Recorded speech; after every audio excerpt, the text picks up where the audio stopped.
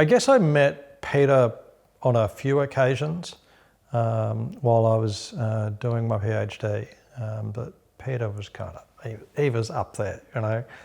He was definitely international superstar of robotics, and I was very much the just finding my way kind of young fella. But Peter, on the other hand, was definitely the man on the move, and the work that he was doing out at CSIRO was certainly legendary, even in those days. And so, you know, Peter had a great group going out at Pinjarra Hills with his team at CSIRO. And John and I had got to know each other over the course of organising the conference. Peter had been one of our keynote speakers at the conference, where he delivered his keynote address, not wearing any shoes, as I recall, because that's just Peter.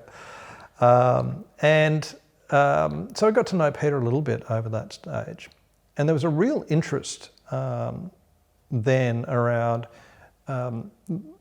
what would come to be known as drones, unmanned aerial vehicles, you know, UAVs. At that stage, it was really how can we get a helicopter up in the air and keep it stable without having to have an expert pilot?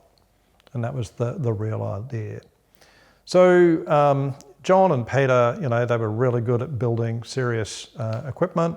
I had the machine learning smarts, so we thought hey, let's bring all of that together. So CSIRO, had a helicopter where they put an amazing sensing package in it that could do a lot of the self-sensing of the behaviour of the helicopter.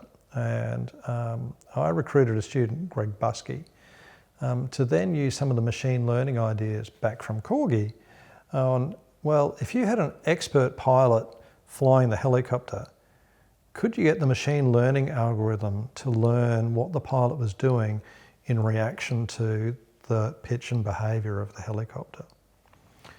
And we got there in the end and demonstrated that we were able to get the helicopter to hover by itself, having learnt what it could from the pilot. But we started to see in that learning exercise that the pilot would pick up on stuff that we just couldn't sense. A pilot would see a gust of wind coming through the trees from hundreds of metres away, and he'd already be preparing the helicopter for when that gust hit. Now, our machine learning algorithm had no idea when gusts of wind were going to hit, so it wouldn't know what to make of these inputs and how it connected into the state of the helicopter. And I think the real lesson that we learned out of trying to fly that helicopter together is you've got to have the right sensors. And the sensors are probably one of the most important things in robotics. And if you don't have the right sensors, and if you're not sensing the right things about the environment, it doesn't matter how good your learning algorithm is, you're never going to be able to control the machine at the end of the day.